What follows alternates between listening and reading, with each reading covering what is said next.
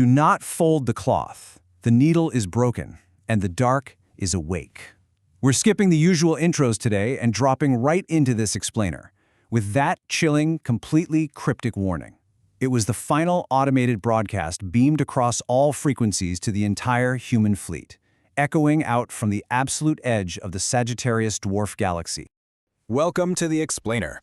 Today we're doing a full forensic breakdown of the horrifying cosmic disaster aboard the heavy survey vessel known as the Geryon. We're going to use recovered telemetry and data logs to understand exactly how a literal miracle of modern engineering turned into an existential nightmare. Section 1. The technology, specifically the accordance drive. To actually understand what went so horribly wrong out there in the deep dark of space, we first have to look at the miraculous tech that made it all possible. This drive saved a dying Earth, right? It opened up 600 virgin colony worlds in just a single decade. It completely changed the game. So, how did humanity suddenly bypass sublight travel? Think of the classic napkin analogy. You don't move linearly through space. You take the literal fabric of reality, fold your destination to meet your origin, punch a needle through both points, and let the paper unfold behind you. For 40 years, this elegant, instantaneous process honestly felt like magic. But, magic always has a cost. Early engineers working under theoretical physicist Dr. Thaddeus Thorne actually warned about this exact concept, what they called the seam. They hypothesized that the universe's fabric could only take so much stress. Think about it. If you fold a piece of paper in the exact same place too many times, the fibers inevitably break down. The crease stops being a fold and it becomes a literal tear. Section 2. The Geryon's 64th jump, a microscopic discrepancy. Let's fast forward to Captain Alistair Vance and his crew. They're on a 5-year deep space mission, executing their 64th jump to the distant Sagittarius dwarf peripheral. The jump completes, the core temperature stabilizes at a nice cool 4 Kelvin, but Lieutenant Lin down in engineering notices the fold plates are acting sticky. There's this unnatural microsecond lag. Space isn't snapping back to true flat like it should. Then, the mass calculators throw a terrifying error. The expected hull mass matches perfectly, but the sensors are detecting 7 extra grams. And here's the absolute kicker. That mass isn't on the ship. It's occupying the localized displacement field, that quantum foam pocket where the universe temporarily forgets the ship exists, right in the Geryon's spatial wake. The stakes escalate dramatically when navigator Jeremy Vance calls the captain up to the observation deck. He points out these absolutely impossible astronomical anomalies happening directly behind their primary fold ring. We're talking bizarre gravitational lensing that's stretching starlight like smeared grease, and then the sudden, instantaneous vanishing of an entire 3-star system. Something of immense, invisible mass is moving through the stars, not just across them. Section 3. Unraveling the cosmic fabric. The entity in Section 7. This brings us to the terrifying reality of what the accordance drive actually did. It didn't just bend physics, it basically punched holes in a cage. And through those 64 microscopic wounds, something from the outside was beginning to leak directly into the Geryon's fold drive bay in Section 7, triggering this horrific entropic decay.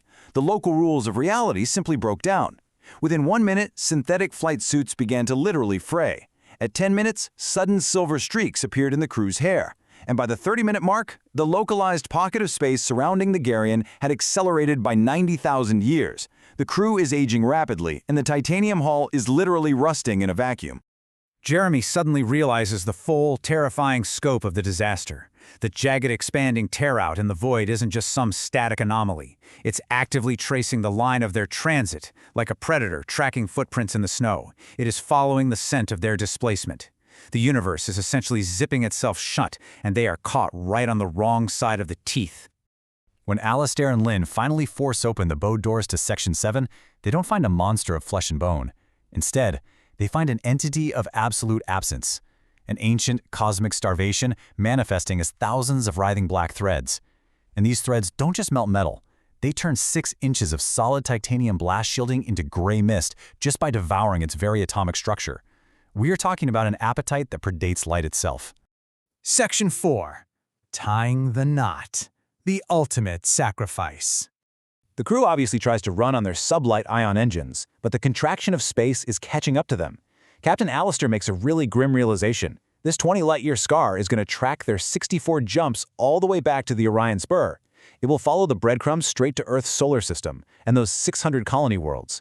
Completely unable to outrun it, Lieutenant Ling calculates a brutal, sacrificial sequence of events. They have to turn the ship directly back into the wake, enter the absolute dark of the tear, where gravity and light cease to exist, overload the containment rings to create a spatial inversion, and then detonate 40,000 metric tons of antimatter. They can't fix the tear, but they can tangle the threads and cauterize the cosmic wound. The execution of this plan is just a tragic, completely mind-bending climax. As the Geryon breaches the threshold, artificial gravity and light completely invert. The black threats touch the crew, but they don't just kill them, they actually unspool their memories. Captain Alistair literally feels his own history being erased from the ledger of existence just milliseconds before Lin pulls the detonator, forcing the collapsing gravity to finally knot the universe shut. Section 5. The Silent Fleet. The Echo of the Geryon. So 3 months pass back in the Sol system. Out of the deep void, a single high-frequency compression wave bounces off the rings of Saturn and finally reaches the Luna Bureau of Navigation. It's the only echo of the Geryon's desperate universe-saving sacrifice. But the real tragedy is compounded by the data itself. The scientists filter the transmission, right? They're expecting a message, a warning, maybe a captain's log. Instead, they just receive this cold, automated diagnostic report. Core status, non-existent. Spatial variance, 0. Accompanied only by that cryptic warning we talked about earlier, about the needle and the cloth. And here is the crucial point. Humanity's ultimate blinding hubris.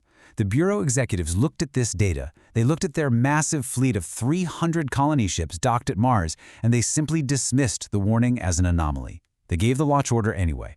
The Accordance Drive was just too economically and socially important to abandon, so they convinced themselves the Geryon had merely hit a rogue black hole. Which leaves us with this final, chilling reality.